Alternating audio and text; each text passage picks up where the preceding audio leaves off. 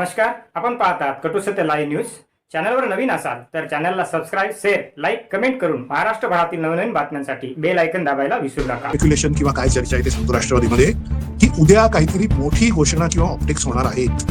उद्या म्हणजे आता तुमचा काही प्रेक्षक तुमचा कार्यक्रम उद्या बघतील तेव्हा मी तारखेने सांगतो की 12 डिसेंबर या दिवशी मोठं काहीतरी ऑप्टिक्स किंवा काहीतरी मोठी घोषणा होणार आहे अशी प्रचंड चर्चा राष्ट्रवादीच्या अंतर्गत वर्तुळात सुरू झालेली.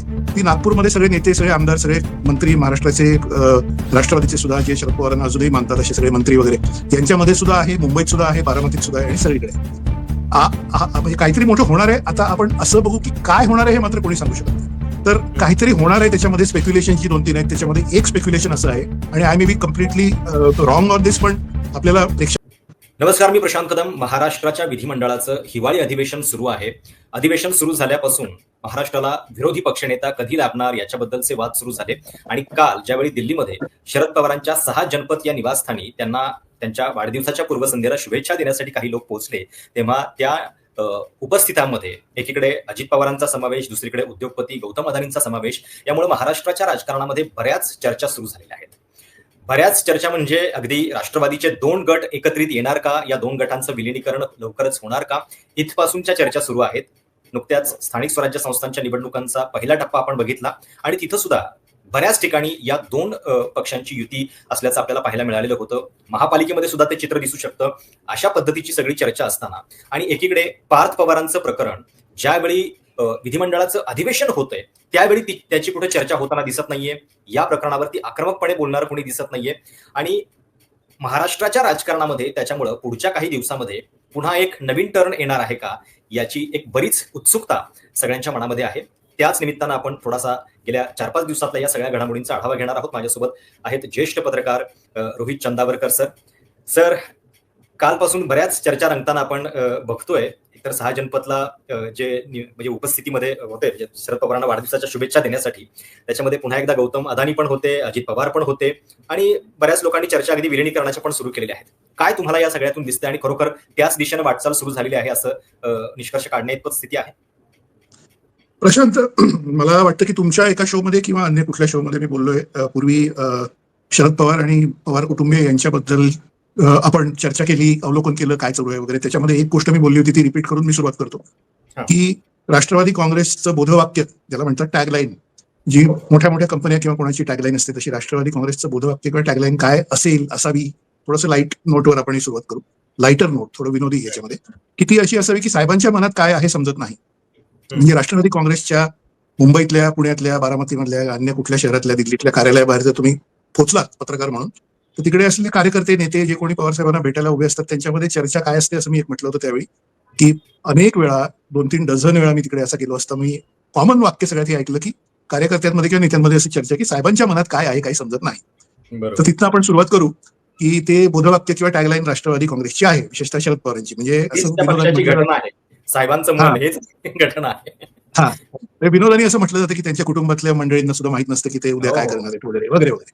तर ही अशासाठी सुरुवात आपण करू की उद्या शरद पवार महाराष्ट्रातले सध्या सर्वात सिनियर राजकीय नेते, केवळ महाराष्ट्रातले नाही तर देशातले, प्रशांत असं आपण म्हणू, वयाच्या दृष्टीने, अनुभवाच्या दृष्टीने 50 वर्षाचा संसदीय राजकारणाचा अनुभव, 50 वर्षापेक्षा जास्त खरं तर अनुभव, 55 वर्षापेक्षा जास्त असं म्हणू, कारण 67 साली पहिल्यांदा ते महाराष्ट्र विधानसभेत निवडून आले. म्हणजे आता 67ला सुद्धा आता 57-58 वर्ष झाली म्हणून. तर संसदीय राजकारणाचा एवढा प्रदीर्घ अनुभव, एवढे सन्माननीय, एवढे मोठे नेते हे उद्या 85 वर्षाच्या याच्यात प्रवेश करतायत.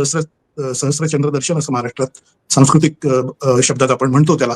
तर पहिल्यांदा तुम्हाला बातमी अशी सांगतो, बातमी किंवा एक स्पेक्युलेशन किंवा काय चर्चा आहे ते सांगतो राष्ट्रवादीमध्ये, की उद्या काहीतरी मोठी घोषणा किंवा ऑप्टिक्स होणार आहेत. उद्या म्हणजे आता तुमचा काही प्रेक्षक तुमचा कार्यक्रम उद्या बघतील तेव्हा मी तारखेने सांगतो की 12 डिसेंबर या दिवशी मोठं काहीतरी ऑप्टिक्स किंवा काहीतरी मोठी घोषणा होणार आहे अशी प्रचंड चर्चा राष्ट्रवादीच्या अंतर्गत वर्तुळात सुरू झालेली.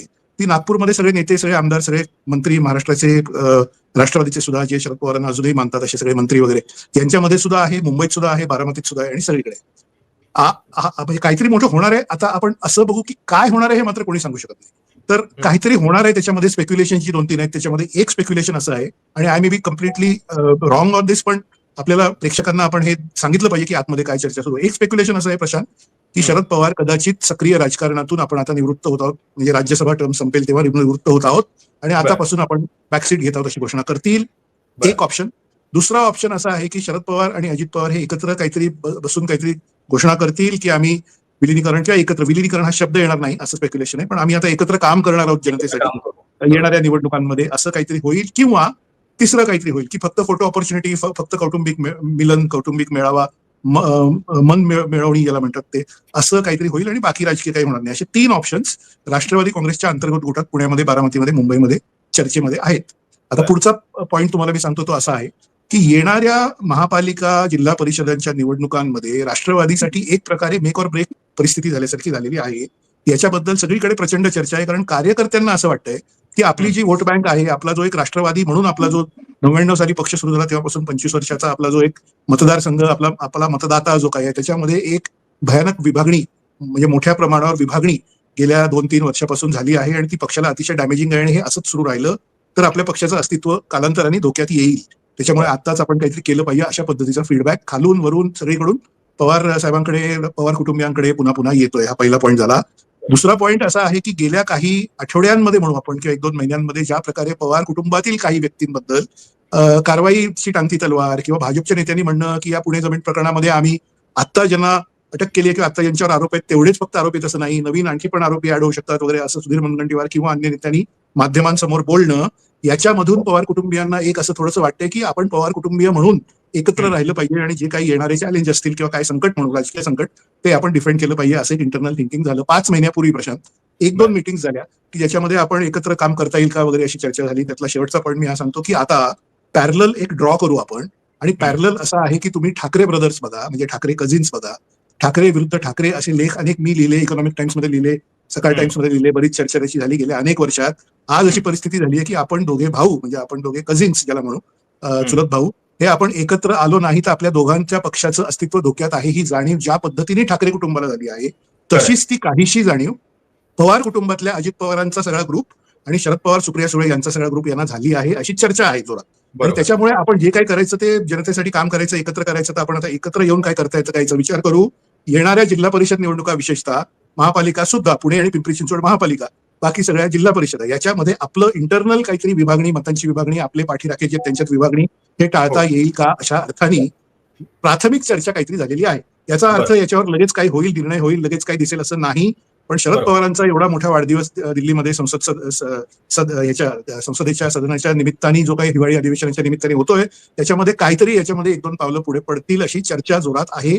शेवटचा त्यातला पॉईंट एवढाच आहे की याच्यामध्ये प्रत्यक्ष जाहीरपणे म्हणजे जागा वाटप आणि एकत्रच लढणे वगैरे असं होण्यामध्ये तुमचं जे म्हणतात आयडिओलॉजी, कारण शरद पवार परत परत म्हणतात की मी भाजप विरोधी किंवा भाजपचं जे काय आहे त्याच्या विरोधातले त्यांची भूमिका राहिलेली आहे ती, आणि अजित पवार आता सरळ सरळ भाजप बरोबर बसलेत आपल्याला माहिती आहे सत्तेमध्ये, तर त्याच्यामध्ये कसं काय सगळं ऍडजस्ट किंवा मॅनेज करायचं याच्याबद्दल मात्र अजूनही प्रश्न आहे, तसं समजताय प्रश्न.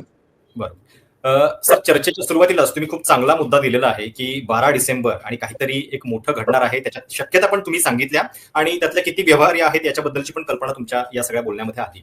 आता या सगळ्याचे संकेत आपल्याला गेल्या काही महिन्यातल्या राजकारणामधून पण मिळतातच आहेत, म्हणजे त्याच्यासाठी काही कालचीच घडामोड फक्त गरजेची नाहीये ही चर्चा सुरू करायला. त्याच्याबद्दल मी तुमच्याकडे पुन्हा येतोच, पण आता आपल्याला या चर्चेमध्ये जॉईन झालेले आहेत ज्येष्ठ पत्रकार हेमंत देसाई.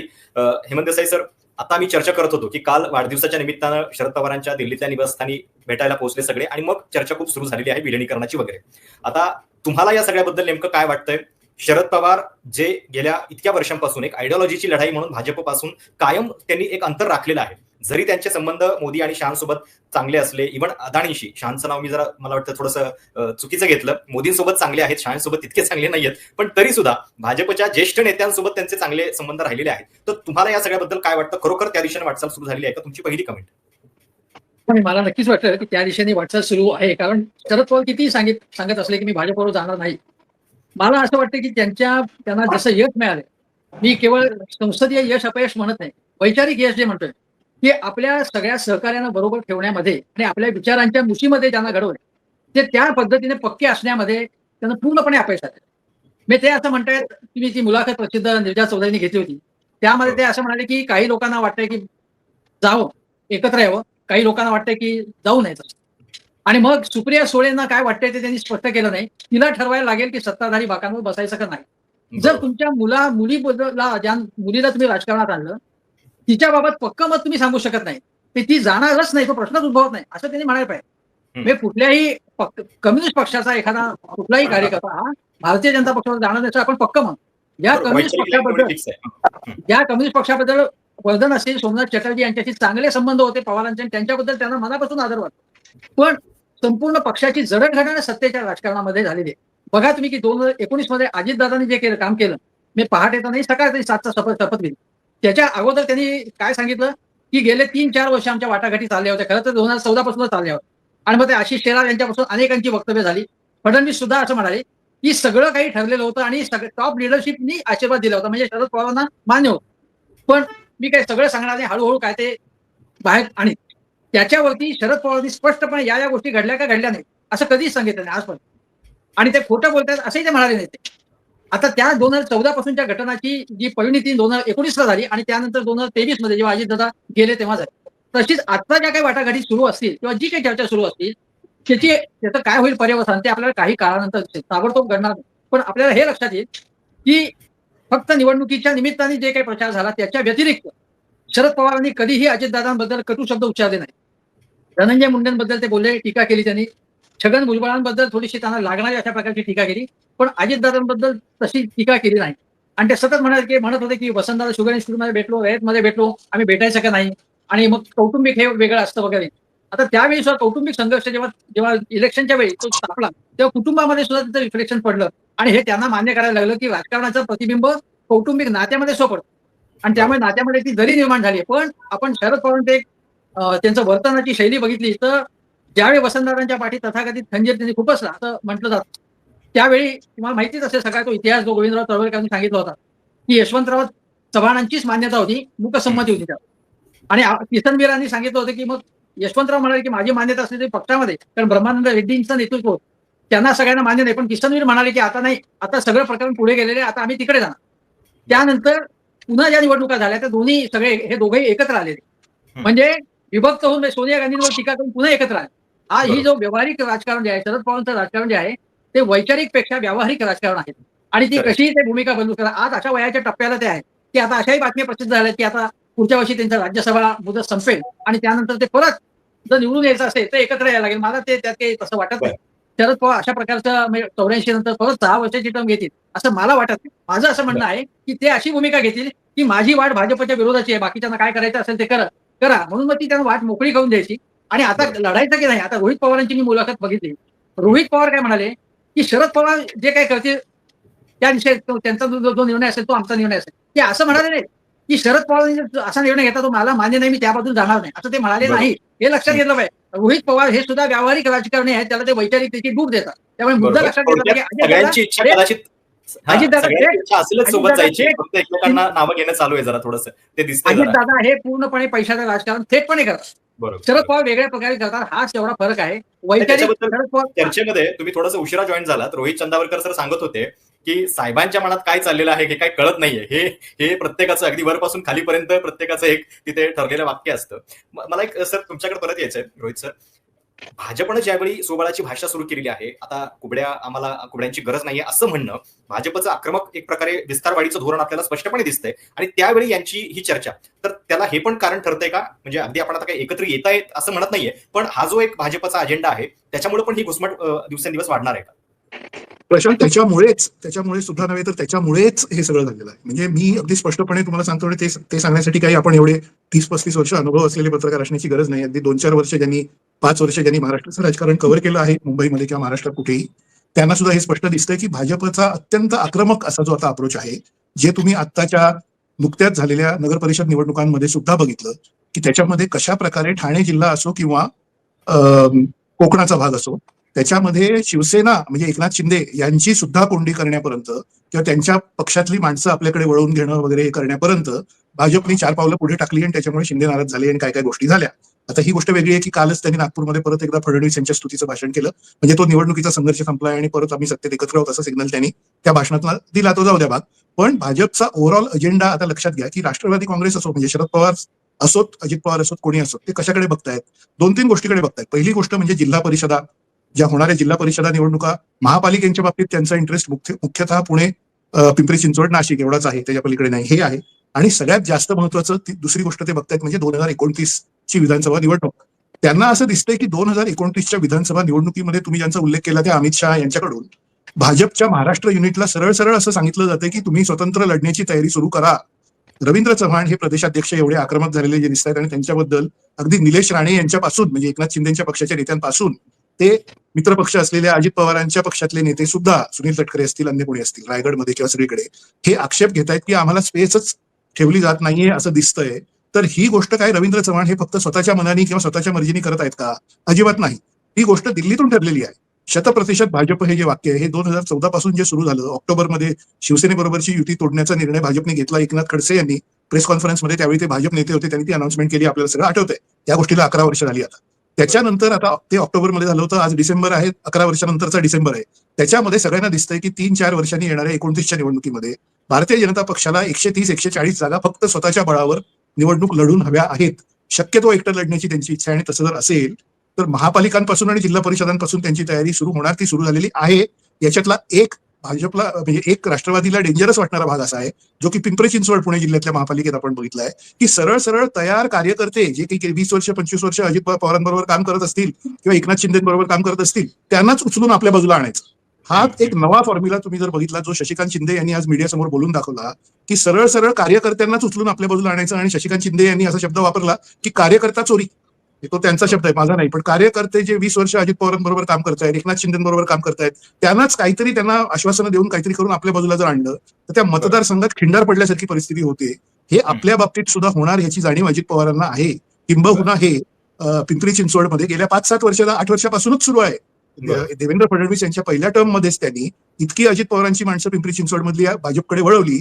आणि तुमच्या शोमध्ये मी म्हटलं होतं तसं ते आहे की तुमच्या एसयूव्हीवर म्हणजे तुम्हाला काय तुमच्या विरुद्ध केसेस आहेत, अमुक आहेत, तमुक आहेत, तर आमचं आता काय बघा म्हणून जे माणसं भाजपच्या मुंबईतल्या शेष्टींकडे गेली राष्ट्रवादीची, त्यांना स्पष्ट सांगण्यात आलं की तुमच्या एसयूव्ही, तुमच्या फॉर्च्युनर किंवा काय स्कॉर्पिओ असतील त्याच्यावरती घड्याळाचं चिन्ह आहे, ते काढा आणि कमळाचं चिन्ह लावा, बस. इतका तो स्पष्ट हिशेब महाराष्ट्रामध्ये सगळ्यांना समजेल या भाषेत मी सांगतोय, कारण ते व्हिज्युअली सगळ्यांना दिसतं, तुमच्या प्रेक्षकांना, मतदारांना, सगळ्यांना. याची भीती आता अजित पवारांना सुद्धा वाटणार, कारण त्यांना हे माहिती आहे की जे नगर परिषद निवडणुकीत ठाणे आणि कोकणामध्ये एकनाथ शिंदे यांच्या बाबतीत झालं तेच पिंपरी चिंचवड आणि पुण्यामध्ये, पुणे जिल्ह्यामध्ये, मराठवाड्याच्या भागांमध्ये आपल्या बाबतीत होऊ शकतं. त्यामुळे अजित पवार सुद्धा काही फार कॉन्फिडंट नाही आहेत भविष्याबद्दल. आणि अशा परिस्थितीत माणूस काय करतो, तर अशा परिस्थितीत फॅमिली इज पॉवर, त्यातला शेवटचा पॉईंट तुम्हाला मी सांगतो. त्यामुळे फॅमिलीकडे परत जाणं, फॅमिलीने एकवटणं, म्हणजे यांच्या बाबतीत आपल्या पार्थ पवार यांच्या बाबतीत जो प्रश्न निर्माण झाला असेल तो असेल, किंवा पक्षातले आपले कार्यकर्ते फोडणं हा चॅलेंज असेल, त्या सगळ्या बाबतीत हेच आहे की फॅमिली शुड युनाइट असा विचार त्याच्यातून या कुटुंबांमध्ये एकत्र येतोय. तो ठाकरे कुटुंब असो किंवा पवार कुटुंब असो, महाराष्ट्रातली 2 सगळ्यात मोठी राजकीय कुटुंब. शेवटचा पॉईंट या निमित्ताने सांगतो की महाराष्ट्राच्या लोकशाहीचं एका अर्थाने दुर्दैव असं प्रशांत, आणि मी एक नवा वेगळा विचार मांडतोय इथे तुमच्या मोठ्या प्लॅटफॉर्मवर, की दुर्दैव असं की ह्या सगळ्या कुटुंबांनी गेल्या 20-30-35 वर्षामध्ये, काँग्रेसपासूनच त्याची सुरुवात आहे, असं केलं आहे की कुटुंबातलीच काही माणसं सत्ताधारी पक्षात आणि कुटुंबातलीच काही माणसं विरोधी पक्षात. त्याच्यामुळे लोकशाही जिवंत कशी राहणार? म्हणजे जेव्हा भ्रष्टाचाराचे आरोप कोणावर सत्ताधाऱ्यावर होतात त्यावेळी त्या सत्ताधाऱ्याच्याच कुटुंबातले विरोधी पक्षात असले म्हणतात की नाही नाही यांच्यावर काय, तो तसा नाहीये किंवा ते तसे नाहीयेत आणि हे आहेत वगैरे. म्हणजे विरोधी पक्षांऐवजी आपण मीडिया आणि सामाजिक कार्यकर्ते यांच्यावर जबाबदारी येऊन उरते, टिकते की त्यांनी हा लढा द्यावा भ्रष्टाचाराच्या किंवा बाकी कुठल्या प्रकरणांमध्ये. कारण एकाच कुटुंबातली अर्धी माणसं सत्ताधारी पक्षात आणि त्या कुटुंबातली अर्धी माणसं विरोधी पक्षात, असं महाराष्ट्रातल्या डझनावारी राजकीय कुटुंबांमध्ये झालेलं आहे. आणि तो लोकशाहीचा प्रॉब्लेम आहे. आणि त्याच्यामुळे तुमचा जो आजच्या सब्जेक्टचा दुसरा भाग आहे की विधानसभेच्या अधिवेशनात सगळं थंड थंड का आहे, हा तुमचा आज थंबनेल मधला दुसरा भाग आहे. त्याचं उत्तर हे आहे की तुम्ही विरोधी पक्षातही आपलीच माणसं ठेवलेली आहेत. म्हणजे पवार कुटुंबातले अर्धे लोक विरोधी पक्षात आणि अर्धे लोक सत्तेत असं जर असेल तर विधानसभा अधिवेशन गाजणार कसं, मुद्दे येणार कसे, हाच प्रकार अन्य राजकीय कुटुंबांच्या बाबतीतही आहे. आणि ह्याचा विचार महाराष्ट्रातल्या जनतेने, महाराष्ट्रातल्या मीडियानी आणि लोकशाही जिवंत ठेवण्यासाठी जे कोणी उत्सुक आहेत सामाजिक कार्यकर्ते वगैरे, त्यांनी या सगळ्याचा विचार केला पाहिजे असं मला वाटतं. प्रशांत, म्हणजे विधिमंडळाचं अधिवेशन सुरू झालेलं आहे, ते अशा पार्श्वभूमीवरती सुरू झालेलं आहे की मराठवाड्यामध्ये आणि इतर भागामध्ये एवढी मोठी अतिवृष्टी झाल्यानंतर अजून सगळ्यांना मदत मिळालेली नाहीये. पार्थ पवारांच्या जमिनीचं प्रकरण की ज्याच्यामध्ये ज्या पार्थ पवारांच्यावरती एवढे आरोप आहेत त्यांचं एफआयआर मध्ये नाव नाहीये, पण त्याच्याबद्दलचा एक अवाक्षर या बद्दल कुणी काढताना दिसत नाहीये. सगळीकडे शांतता आहे. आणि आपण बातमी, आता माध्यमांचा उल्लेख केला, माध्यमांमध्ये बातम्या अशा चालत आहेत की हे आमदार विधिमंडळात पोहोचले, हे यांच्या भेटीसाठी पोहोचले, म्हणजे ज्यांचं तिथं जाणं हे कामच आहे, त्याच्यामध्ये बातमी काय मुळामध्ये, म्हणजे सगळी म्हणजे फार कमालीची अवस्था आहे. हेमंत सर, पार्थ पवारांच्या प्रकरणाचा याच्यामध्ये कुठेच उल्लेख नसणं या अधिवेशनामध्ये काय कारण दिसतंय तुम्हाला? विरोधक म्हणजे विरोधी पक्षनेते पदाबद्दलची जी लढाई चालू आहे त्याच्यामध्ये पण बरेच पायात पाय दिसत आहेत, पण महत्वाचे जनतेचे प्रश्न याच्यात गायब झालेत का? मला 2-3 गोष्टी सांगाव्याशा वाटतात तुमच्या प्रश्नाला उत्तर देण्याच्या निमित्ताने.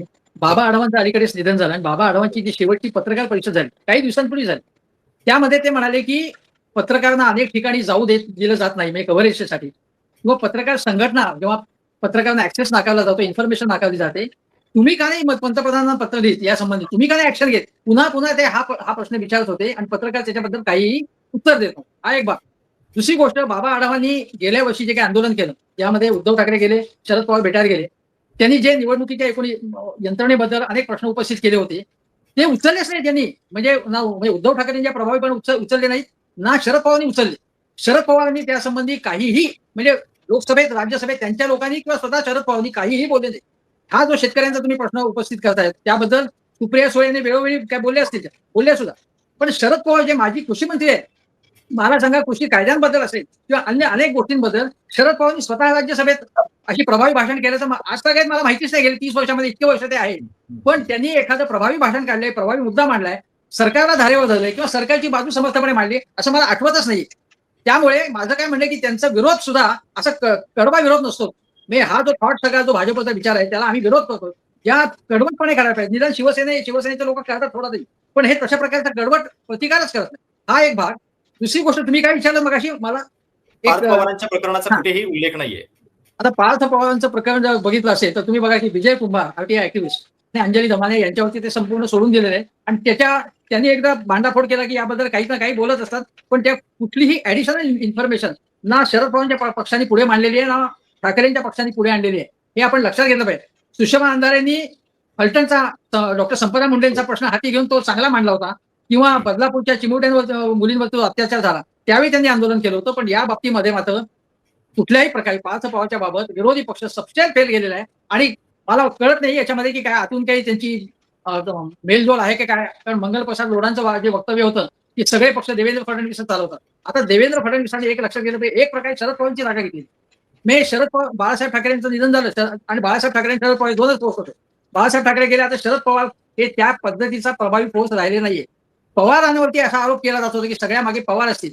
आता ते पवारांची त्या प्रकारची ताकद राहिली असं मला वाटत नाही आणि त्यात काही टीका करण्याचा प्रश्न आहे, काही वय असतं, एक काळ असतो प्रत्येकाचा आणि त्यामुळे पवार हा फॅक्टर आता प्रभावी राहणारच नाही. आता सुप्रियाताई सुळेंना जर त्या कार्याध्यक्ष झाल्या, आता हे सुद्धा आपल्याला पुन्हा पुन्हा आठवण करून द्यावी लागते की त्या केवळ संसदेत नाहीये, संसदेच्या बाहेर एखादा पक्ष वाढवण्यासाठी त्या स्वतः काय करतात. एक नाशिकचं आंदोलन शशिकांत शिंदेच्या नेतृत्वाखाली झालं, त्याच्या पलीकडे या पक्षाने अशी आंदोलनं काय केली. एकच आहेत की प्रशांत जगताप जे अत्यंत लढाऊ वाण्याचे आहेत आणि थेटपणे त्यांनी भूमिका घेतली की आम्ही हे दोघं एकत्र आले तर मला मान्य नाही, राजकारणात काही काळ बाहेर बाजूला जाईल. अशी भूमिका घेण्याचं जे धाडस प्रशांत जगताप यांनी दाखवलंय ते शरद पवारांच्या कुठल्याही नेत्याकडे नाही, अगदी रोहित पवार यांच्याकडे सुद्धा नाही. पवार सांगतील ते आम्ही करू. अरे तुम्ही तरुण उमेदीचे वयातले नेते आहात, पवार वाटेल तर सांगतील, तुम्ही तसं कसं काय कराल. तुमची स्वतःची काही भूमिका आहे की नाही, तुमचं स्वतःचं काही डोके की नाही. त्यामुळे हे अतिशय निराशाजनक परिस्थिती आहे. जो पक्ष भारतीय जनता पक्षाला विरोध करणारा, संघाच्या विचारांना विरोध करणारा आता कोणीही ठोस राहिला नाही. कामगार संघटना खतम झालेल्या आहेत, कम्युनिस्ट पक्षाची ती ताकद राहिली नाही.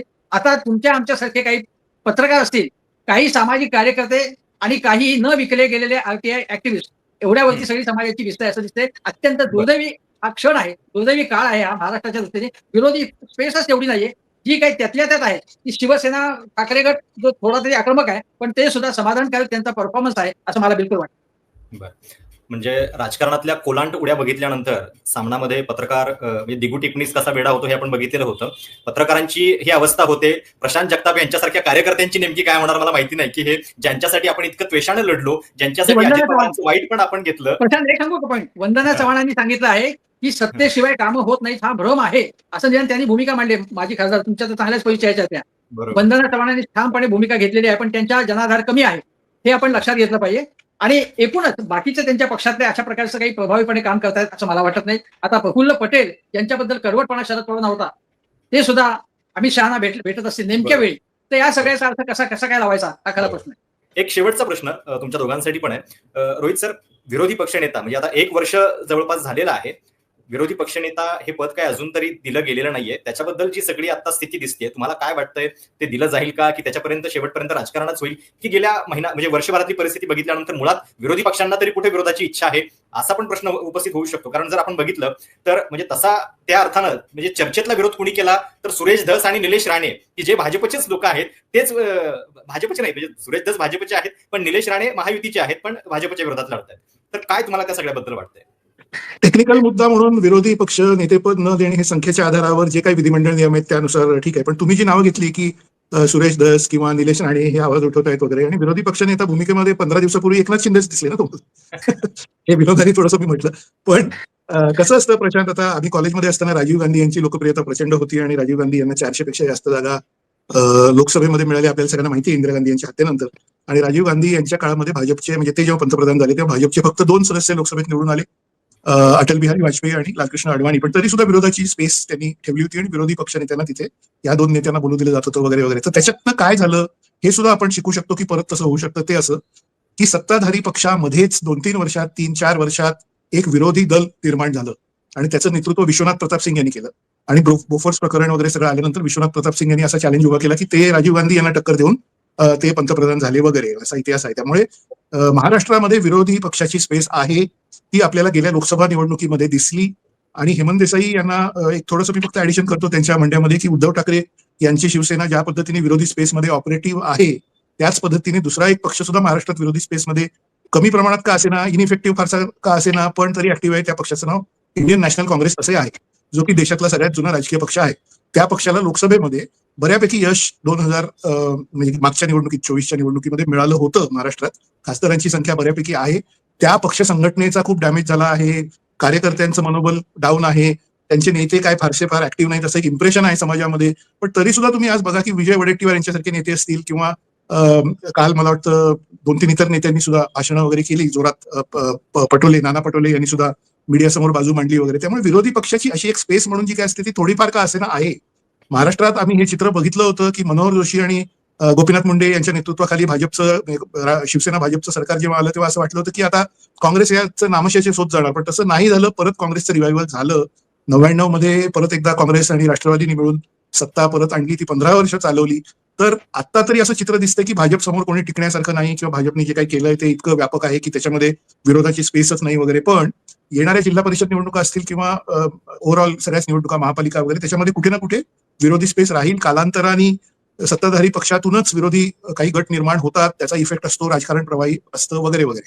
याच्यामध्ये एकच फॅक्टर मी सांगू इच्छितो, तो महत्वाचा आहे. तो काही अंशी तुम्ही पण आणि देसाई पण बोलले, त्याच्याकडे लक्ष दिलं पाहिजे की राजकीय नेत्यांमध्ये विशेषतः आमदारांमध्ये वगैरे प्रशांत, ही जी मनोभावना निर्माण झाली आहे ना की आपली कामं करून घेण्यासाठी आपण सत्तेत असलं पाहिजे, नाही तर काहीच उपयोग नाही, किंवा सत्तेच्या पक्षाबरोबर अलायन्स केला पाहिजे, नाहीतर आपल्या मतदारसंघात काही कामच होणार नाही. आणि अजित पवार यांनी तर वारंवार बोलून दाखवलं की विकासाची कामं करायची असतील तर सत्तेतच असलं पाहिजे वगैरे वगैरे. महाराष्ट्राने गणपतराव देशमुखांसारखे वयोवृद्ध नेते बघितले की जे आमदार म्हणून इतक्या वेळा निवडून आले की त्याला काही लिमिट नाही, आणि ते कधीच मंत्री किंवा सत्ताधारी पक्षामध्ये असे नव्हते. एसटी बसनी, कालच दुसऱ्या एका चॅनलवर मी उल्लेख केला की एसटी बसनी आपल्या मतदारसंघातून मुंबईला पोहोचणारे एकमेव आमदार होते ते. आम्ही जेव्हा नवीन विधिमंडळाचं कव्हरेज सुरू केलं 95-96च्या सुमाराला, तेव्हा आम्ही बघायचो. आणि त्यांनी त्यांच्या मतदारसंघात असंख्य कामं त्या काळी सुद्धा करून घेतली. आज जर ते असते ऍक्टिव्ह असते, थोडं वय म्हणजे ते वय त्यांच्या बाजूला असतं आज असते तर आजही त्यांनी केलं असतं. त्यामुळे हा महाराष्ट्राचा इतिहास आहे. महाराष्ट्राची जनता जागृत आहे, इथे लोकशाही जागृत आहे. असं नाहीये की तुम्ही सगळ्या कामांसाठी तुम्ही सत्ताधाऱ्यांच्याच पायाशी बसलं पाहिजे किंवा त्यांच्याच अलायन्समध्ये बसलं पाहिजे, नाही तर तुमचं काही होणारच नाही, असं नाहीये. याला एकच रायडर या वक्तव्याला मी देतो, म्हणजे त्याच्या एक रायडर म्हणतात, त्याला काय मराठीत म्हणायचं तुम्ही ठरवा, पण रायडर म्हणजे त्याच्या निमित्ताने एक हे खुलासा की निधीची कमतरता, राज्याची प्रचंड वाईट आर्थिक अवस्था असल्यामुळे निधीची कमतरता हा जो भाग आहे आणि राज्यावर कर्ज वगैरे, त्याच्यामुळे कदाचित काही प्रमाणात असं होतंय की आमदारांना असं वाटतं की आपल्याला निधीसाठी मग सत्तेच्या जवळच असायला पाहिजे, विरोधी पक्षात आपण राहिलो तर आपल्यासाठी निधीच उरणार नाही, वितरणामध्ये जो दिला जातो त्याच्यात आपण उरणार नाही. पण व्यापक चित्र असं आहे की शेवटी 200 पेक्षा जास्त आमदार सत्ताधारी पक्षाबरोबर जर राहिले, 235 वगैरे अशी माहितीची संख्या असली, तर माझं एक प्रेडिक्शन आहे की त्याच्यामधूनच विरोधी दल हे निर्माण 2029 पर्यंत होईल, जसं विश्वनाथ प्रताप सिंग यांच्या बाबतीत झालं तसं. आणि शेवटी लोकशाहीचा बॅलन्स हा कायम राहतो, तसा तो राहील अशी आशा आणि अपेक्षा आपण व्यक्त करू. प्रशांत. देसाई सर, काय वाटतं तुम्हाला? आणि मुळात विरोधी पक्षनेते पदाचा प्रश्न आला की मुख्यमंत्री अगदी घटनेचं पुस्तक सांगतात आणि कसा हा विधानसभा अध्यक्षांचा अधिकार आहे, ते जसं ठरवतील तसं सगळं आम्ही मान्य करू वगैरे, पण प्रत्यक्षात ते कुणाच्या हातात चाव्या आहेत हे आपल्याला माहितीये. तुम्हाला काय दिसतंय? आणि मुळात शिवसेनेकडनं भास्कर जाधव आता होतील, या अधिवेशनात होतील, मग होतील, असं करत करत बहुधा आता त्यांचं पण नाव बाजूला पडतंय की काय, अशी परिस्थिती आली आहे. ते सगळं बघितल्यानंतर तुम्हाला काय वाटतं? उदय सामंतांनी एक गाडी अशी टाकली की ते असं म्हणाले की म्हणजे ठाकरे कुटुंबाचीच इच्छा नाही की भास्कर जाधव व्हावेत म्हणून. आज उद्धव ठाकरेंनी प्रेस समोर सांगितलं की आम्ही त्यांचं नाव दिलेलं आहे, की त्यांना आमचा पूर्ण पाठिंबा आहे. म्हणजे त्याच्यामध्ये गाडी करण्याचा प्रयत्न काय यशस्वी ठरला. भास्कर जाधवांनी ज्या प्रकारे कारवाई केली होती किंवा पीठासीन अधिकारी असताना त्याचा त्यांना राग आला होता. आणि भास्कर जाधव हा अत्यंत आक्रमक, लढाऊ आणि ताठ करण्याचा माणूस आहे. तो उद्या आपल्या पक्षामधल्या शिष्टींचं सुद्धा वाटेल ती दादागिरी ऐकणार नाही, कोणाची चापलुसी करणार नाही, अशा प्रकारचा तो नेता आहे. आणि त्यांनाच करायला पाहिजे, पण ते करण्याची शक्यता कमी. दुसरी गोष्ट, मगाशी रोहित असं म्हणाले की बरोबर आहे की गणपतराव देशमुखांचं त्यांनी उदाहरण दिलं. आणखी बरीच आपले उद्धवराव पाटील, केशवराव धोंडगे अनेकांची उदाहरणं सांगता येतील. पण मुद्दा असा आहे की त्यावेळी गणपतरावांच्या काळामध्ये काँग्रेस आणि राष्ट्रवादी हे सत्तेवरती होते आणि हे यांच्यासारखे हिंस्त्र नव्हते. मी हे कसं आहे की विरोधी पक्ष पूर्ण नष्टच केला पाहिजे, आमचा लाचार झाला पाहिजे, अशा प्रकारचे ते सत्ताधारी नव्हते. ते त्यांची कामही करत असत. मी असं सांगतो की अगदी मनोहर जोशी सुद्धा कामं करत असतात विरोधी पक्षांची, ते करत नव्हते असं नाही. हे राजकारण गेल्या 5 वर्षात जास्त भयंकर झाले आणि त्याच्या अगोदरच्या काळात सुद्धा झालेले 14-15. मुद्दा असा आहे की आता या काँग्रेसचा जो उल्लेख झाला, तो काँग्रेस हा नक्कीच मोठा पक्ष आहे आणि काँग्रेसच्या नेत्यांची इच्छा नसली, त्यांना जरी तिकीट विकत असले तरी सुद्धा सर्वसामान्य माणूस इथला हा काँग्रेसला निवडून देण्याच्या मनस्थितीत इतके वर्ष होत आहे. आपण लोकसभेच्या वेळी पाहिलं तर लोकांची इच्छा आहे की काँग्रेस हा विरोधी स्पेस मधला महत्वाचा पक्ष आहे आणि तोच आज ना उद्या मोठा पक्ष बनेल. त्यांनी त्या प्रकारची एक अख्खी फळी तयार केली पाहिजे. विदर्भ, मराठवाडा, उत्तर महाराष्ट्र सगळीकडे. कोकणात तर काँग्रेसचा मागमूस नाही. त्यामुळे आता हर्षवर्धन सपकाळजी चांगलं काम करतात, काही नेते चांगले काम करतात.